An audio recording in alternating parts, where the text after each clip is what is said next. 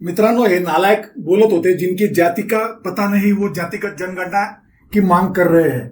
आता हे विचारतील कोण जात हो भाई, कटेंगे तो बटेंगे बोलणारे आता विचारतील कोण जात हो भाई, एक है तो सेफ है बोलणारे आता विचारतील कोण जात हो भाई। लोक पहलगाम हल्ल्याच्या प्रत्युत्तरची वाट बघत होते, आता विचारतील ते की कोण जात हो भाई। लोक पाकिस्तानवर हल्ला करतील याची वाट बघत होते, आता ते सरकार विचारतील कोण जात हो भाई। सर, ओबीसी की बात जनगणना की बात बहुत की जाती है। माननीय सभापति जी, जिसकी जात का पता नहीं वो गणना की बात करता है। जितना मेरा आप लोग इंसल्ट करना चाहते हैं आप खुशी से करिए, आप रोज करिए, मगर एक बात मत भूलिए, जाति जनगणना को हम यहाँ पास करके दिखाएंगे। बड़े दल के नेता हैं, मंत्री रहे हैं, बड़ी बात कर रहे थे, मैं महाभारत शकुनी ये सब बातें कह रहे थे, दुर्योधन तक यहाँ ले आई है। वे केवल सभापति महोदय, इनसे ये पूछना चाहता हूँ, आपने जाति कैसे पूछ ली है बताइए बस। आप जाति कैसे पूछ सकते हैं, आप बताएं जाति कैसे पूछ सकते हैं आप। Now, Uttar Pradesh Chief Minister Yogi Adityanath's recent remark, "Batenge to katenge," has received strong support from Rashtriya Swayamsevak Sangh. On Saturday, RSS Swayamsevak Sangh, the General Secretary, expressed his firm support for the call for Hindu unity. In fact, the statement was quickly addressed by the opposition. India bloc criticized the BJP, accusing it of engaging in divisive politics. Earlier, Prime Minister Modi had accused the Congress of trying to divide Hindus. Here's the verbal duel. बहन और भाइयों, कोई ऐसी गलती मत कर देना कि जो आपस में बटे। याद रखना, बटे तो कटे, ये कभी नहीं होने देना है।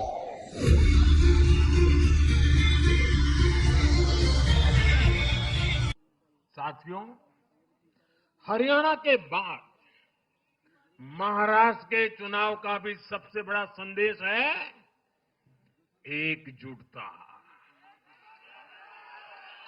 एक है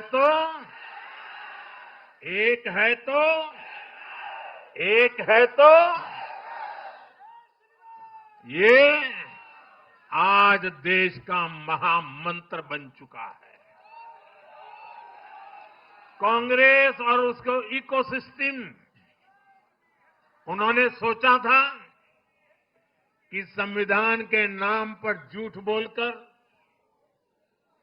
आरक्षण के नाम पर झूठ बोलकर एससी, एसटी, ओबीसी को छोटे छोटे समूह में बांट देंगे।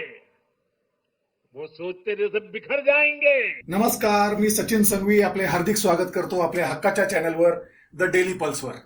मित्रांनो, वरील प्रश्नांवरून तुम्हाला शंका नाही येत का की पुलवामा जसा घडवला गेला होता तसाच पहलगाम हल्ला घडवला गेला असू शकतो?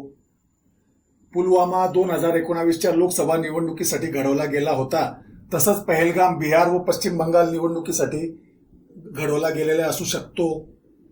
शंकेला नक्कीच जागा आहे मित्रांनो।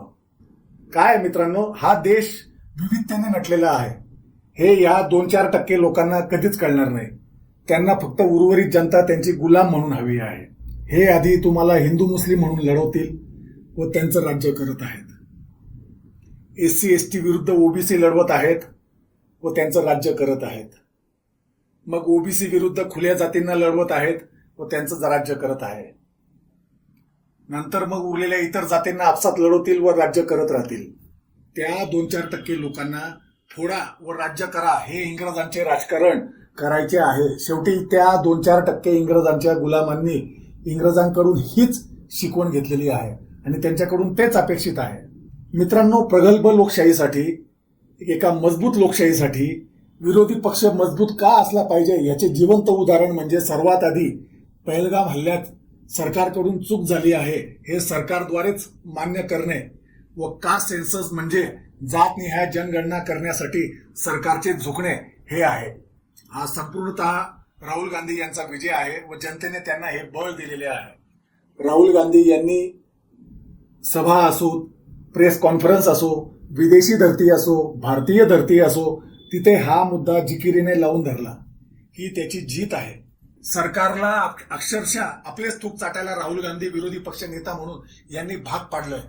संविधानानुसार दर 10 वर्षांनी जातनिहाय जनगणना करणे आवश्यक आहे.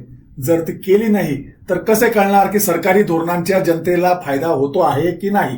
2021 पासून जातनिहाय जनगणना लंबित होती. मोदी शेठ निरनिराळे बहाणे करत ते टाळत होते.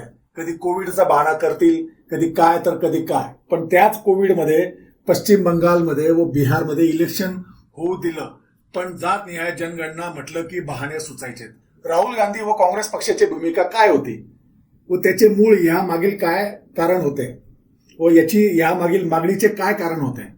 समाजात समतेसाठी आणि योजनांची योग्य रचना करण्यासाठी जातीय जनगणना गरजेची आहे असे राहुल गांधी वारंवार सांगत होते. त्यांनी 2023 आणि 2024च्या निवडणुकीत जातीगत जनगणनाची मोहीम उचलली. एकदा जातीगत जनगणना झाली की त्यापुढील धोरण म्हणजे जनसंख्येच्या प्रमाणात हक्क या तत्वावर आधारित असावी असा त्यांचा आग्रह आहे. त्यांनी बिहारमध्ये झालेल्या जातीय सर्वेक्षणाचे समर्थन केले होते. त्यानंतर तेलंगणामध्ये केले आणि असेच राष्ट्रीय स्तरावर व्हावे अशी मागणी केली. त्यातही फक्त एसी मध्ये बसून काही अधिकाऱ्यांनी ही जनगणना करावी, हे कार्य आपटून घ्यावे, हे न होता जमिनीवर झाले पाहिजे आणि तसे झाले तरच 95% जनतेला खरा न्याय मिळेल, त्यांना सरकारमध्ये सत्तेमध्ये भागीदारी मिळेल. बहुजन समाजाला त्यांचे न्याय हक्क मिळता कामा नये म्हणून सरकारी कंपन्या त्यांच्या मित्रांना विकून टाकल्या. मग सरकारी पदांवर बायलॅटरल एंट्री करून त्यांच्याद्वारे नोकऱ्या दिल्या गेल्या, जेणेकरून त्याच 2-4% लोकांना नोकऱ्या मिळू शकतील. एकीकडे सैन्य भरती नाही, पोलीस भरती नाही, एमपीएससी यूपीएससी पास झालेल्यांना नोकरीत रुजू न करणे, अग्निवीरद्वारे युवा पिढीचे भविष्य तर खराब करताच, पण देशाची सुरक्षा पण त्यामुळे धोक्यात येत आहे. हम दो हमारे दो या चांडाळ चौकडीने म्हणजे मोदी, शहा, अंबानी, अदानी व त्यांच्या मातृसंस्थेचा उद्देश एकच, बहुजनांच्या हातात हिंदुत्वाचा खुळखुळा खेळायला देऊन देश पूर्ण लुटायचा व त्यांना फक्त 5 किलो धान्यावर निर्भर ठेवून त्यांना आपल्या तालावर नाचवत आपल्या पालख्या व्हायला मजबूर करायचे. यापूर्वी मी गोळवळकरवर एक व्हिडिओ केला होता. तो जर तुम्ही बघितला नसेल तर नक्कीच बघा. याचे आद्य ग्रंथ ज्याच्या आधारे हे सत्ता कशी चालवायची याचे धडे दिलेले आहे. नसेल बघितला तर मी लिंक कमेंट व डिस्क्रिप्शन मध्ये टाकून देईल, ते व्हिडिओ नक्कीच बघा. ज्यांनी मणिपूरमध्ये महिलांची नग्न धिंड काढली, महिला खेळाडूंचे लैंगिक शोषण केले, पेपर फुटी केल्यात, सरकारी कंपन्या विकून नोकऱ्या गायब केल्या. आज इंजिनियर व अनेक सुशिक्षित भटकत आहेत नोकऱ्यांसाठी, पण त्यांना त्यांच्या कुवतीच्या पगाराच्या नोकऱ्या त्यांना मिळत नाही आहेत.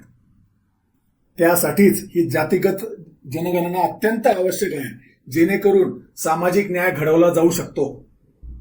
तुम्हाला व्हिडिओ कसा वाटला ते नक्कीच सांगा. व्हिडिओ शेअर करा, लाईक करा व सबस्क्राईब करायला विसरू नका. नमस्कार, मी सचिन संघवी.